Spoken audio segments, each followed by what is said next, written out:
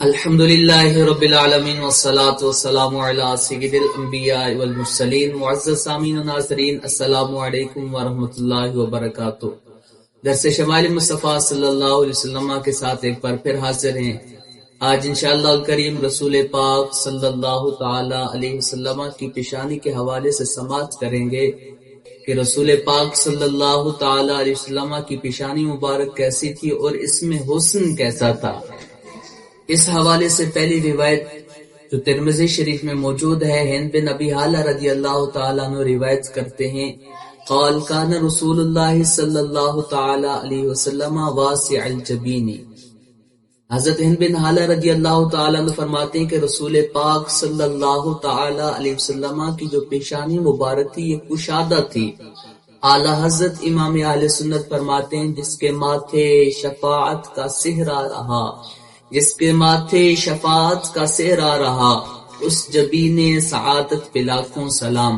اور دوسری روایت جس کو حضرت ابو ہریرہ رضی اللہ تعالیٰ عنہ روایت کرتے ہیں، کون ابو ہریرہ رضی اللہ تعالیٰ عنہ جو حضور کی بارگاہ میں حاضر ہوتے ہیں، عرض کرتے ہیں یا رسول اللہ صلی اللہ علیہ وسلم، آپ سے حدیث سنتا ہوں بھول جاتا ہوں۔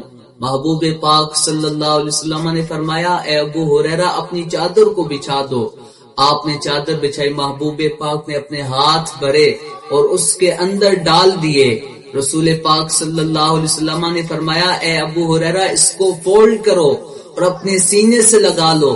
حضرت ابو ہریرہ فرماتے ہیں میں نے اس چادر کو سینے سے لگا لیا، اس دن سے جو بھی حدیث رسول پاک صلی اللہ تعالی علیہ وسلم سے سنتا ہوں وہ مجھے یاد ہو جاتی ہے۔ آپ روایت کرتے ہیں عن ابی ہریرہ رضی اللہ تعالی عنہ قال کان رسول اللہ صلی اللہ علیہ وسلم اجل الجبین اذا طلع جبیدہ من بین شعر اذا طلع فی فلک الصبح او عند طفل اللیل او طلع بوجہ علی الناس تراہ جبینہ کأنہ ضوء السراج۔ حضرت ابو ہریرہ رضی اللہ تعالیٰ عنہ فرماتے ہیں کہ رسول پاک صلی اللہ علیہ وسلم کی پیشانی مبارک چمکدار تھی۔ اور اگلی بات جو ارشاد فرماتے ہیں اللہ اکبر، ایک منظر پیش کرتے ہیں، فرماتے ہیں کہ سرے شام یا صبح سویرے کے وقت حضور تشریف لاتے اور محبوب پاک صلی اللہ علیہ وسلم کی پیشانی پر زلفیں ہوتی۔ سرے شام یا صبح سویرے کے جب تھوڑا تھوڑا اندھیرا ہوتا ہے، آپ فرماتے جب حضور تشریف لاتے آپ کی پیشانی کشادہ تھی تو آپ کی پیشانی پر جب زلفیں ہوتی تو رسول پاک صلی اللہ علیہ وسلم جب تشریف لاتے تو اپنی پیشانی سے زلفوں کو ہٹاتے، آپ فرماتے اندر سے پیشانی ایسے چمک رہی ہوتی کأنہ ضوء السراج المتوقد، جیسا کہ اندر کوئی چراغ جل رہا ہو۔ اللہ اکبر، جیسے چراغ پورے کمرے کو روشن کر دیتا ہے ایسے ہی مصطفیٰ کریم صلی اللہ علیہ وسلم کی پیشانی مبارک کائنات کو روشن کیے ہوئے ہے۔ تاجدار گولڈ پیر مہر علی شاہ صاحب کیا خوبصورت بات فرماتے ہیں۔